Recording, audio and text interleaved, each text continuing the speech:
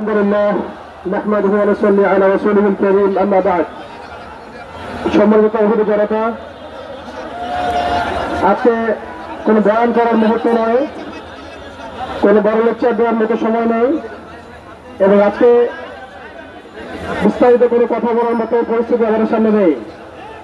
আর কথা অনেক হয়েছে, বয়ান অনেক হয়েছে।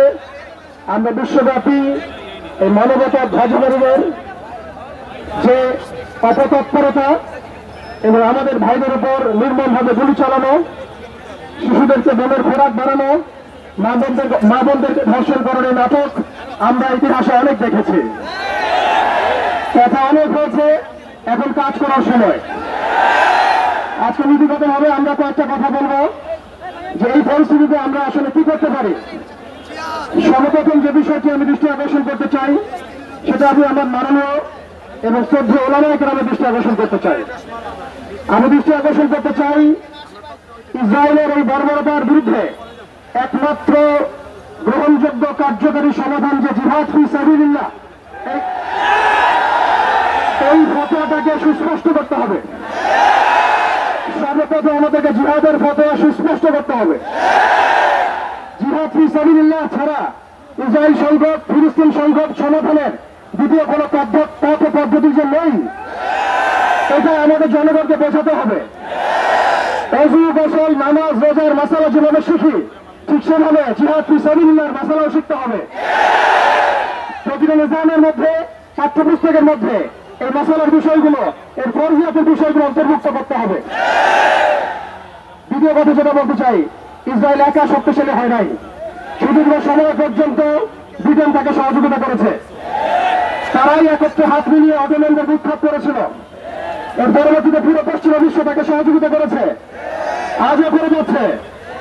আমরা ইসরায়েলের ব্যাপারে সোচ্চার, কিন্তু তার বন্ধুদেরকে আমরা যদি বন্ধুরূপে গ্রহণ করি, তাহলে এটা হবে একটা বিচারিত, একটা মুনাফিক আচরণ। আজকে ইসরায়েল টিকে আছে আমেরিকার উপরে।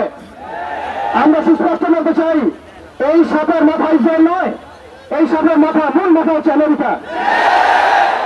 আমরা সাপের লেজ নিয়ে কথা বলছি, কিন্তু মাথার কৌশলের ঘেরাও করার মতো সাহস আমাদের হচ্ছে না। তাদের প্রতিনিধিকে দেখে এনে জিজ্ঞাসাবাদ করার মতো সাহস আমাদের হচ্ছে না। আমরা ইসরায়েলের তৎপর, কিন্তু আমেরিকার যে আগ্রাসী ভূমিকা, কে ইসরায়েলকে অর্থ দিয়েছে? কে ইসরায়েলকে অর্থ দিয়েছে, বল দিয়েছে? কোন সভ্যতা ইসরায়েলকে দাঁড় করিয়েছে? কোন সভ্যতা ইসরায়েলকে অর্থ দিয়েছে, বোমা দিয়েছে, সাহায্য করেছে? আমরা ইসরায়েলের ব্যাপারে সোচ্চার হলেও কেন আমরা আমেরিকার ব্যাপারে সোচ্চার নই? কেন আমরা পশ্চিমাদের ব্যাপারে সোচ্চার নই? আমাদের উচিত হবে তাদের সকলের সাথে বন্ধুত্বপূর্ণ সম্পর্ক ছিন্ন করা। প্রত্যেকটা মুসলিম কান্ট্রি থেকে ইসরায়েলের সাথে যাবতীয় কূটনৈতিক তৎপরতাকে ছিন্ন করা। শুধু তাই নয়, আরেকটা বিষয় আছে, আমরা মৌলিক ইসরায়েল সম্পর্কে সচেতন। আমাদের বাড়ির পাশে নতুন একটা ইসরায়েলের জন্ম হয়েছে, এই ব্যাপারে আমরা সচেতন নই। আমরা দেখলাম তারাবির নামাজে মসজিদ ভাঙা হলো, হোলি উৎসবের নামে মুসলিমদেরকে নির্মমভাবে রাস্তার মধ্যে ফেটানো হয়েছে। তারা একটা অনিবার্য যুদ্ধ আমাদের উপর চাপিয়ে দেওয়ার চেষ্টা করছে। আমরা যতই ভালো মানুষ হতে চেষ্টা করি না কেন, আমরা এই কনফ্লিক্ট এড়াতে পারবো না।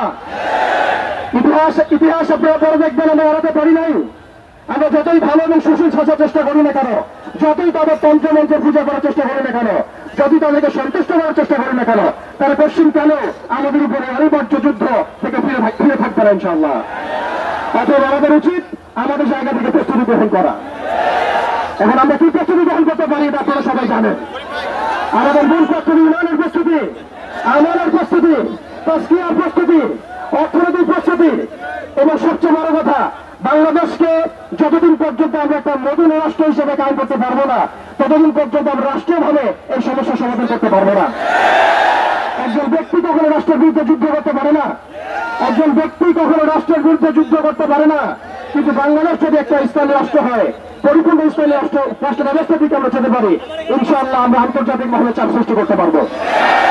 শুধু তাই নয়, আমাদের আইএমএফের বিপক্ষে আমাদের ইকোনমিক সিস্টেম দাঁড় করাতে হবে। ওয়ার্ল্ড ব্যাংকের এগেইনস্টে আমাদের ব্যাংকিং সিস্টেম দাঁড় করাতে হবে। ওদের ইউনাইটেড নেশনস ফেল করেছে, ওদের মানবতার সংগঠনগুলো ফেল করেছে। এগুলো এগেইনস্টে আমাদের ঐক্যবদ্ধ প্ল্যাটফর্ম নিয়ে আসতে হবে। এজন্য অবশ্যই আমাদেরকে একটা ইসলামিক রাষ্ট্রের দিকে যেতে হবে।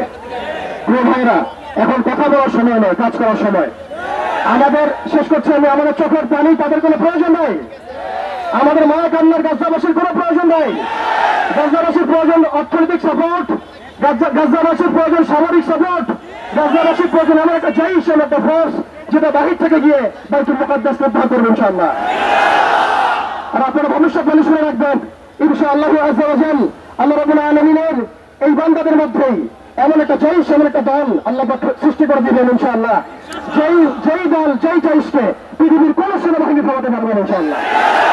শেষ পর্যন্ত তারা বাইতুল মুকাদ্দাস মুক্ত করেই ছাড়বে ইনশাআল্লাহ। শুধু সময়ের অপেক্ষা। তারা আমাদেরকে অপশন দিয়েছে, হ্যাঁ আমাদের দাস হও না হলে মরো। শেষ কথা, তারা আমাদেরকে অপশন দিয়ে দিয়েছে, হ্যাঁ আমরা তাদের দাসত্ব করবো না হলে মরবো। আমরা বলে দিচ্ছি, আমরা দাসত্ব করবো না, আমরা শহীদ হবো অথবা স্বাধীনতা ছিনিয়ে নিয়ে আসবো ইনশাআল্লাহ। হয় আমরা শহীদ হবো না আমরা স্বাধীনতা ছিনিয়ে নিয়ে আসবো ইনশাআল্লাহ। আল্লাহ আমাদের বাংলা তাওহীদ